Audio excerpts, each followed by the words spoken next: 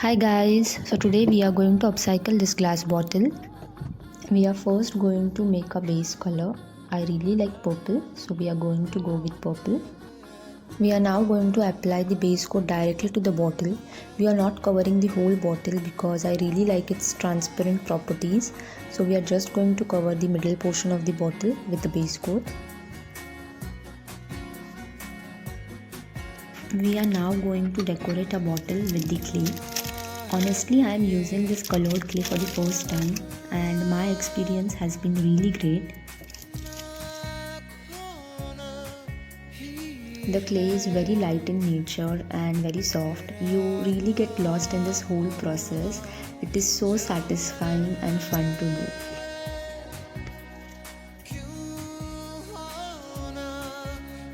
I am making flowers with this clay and I am going to use these flowers on all the sides of the bottle. And that's how a bottle is getting almost ready. A simple yet fun way to decorate a bottle.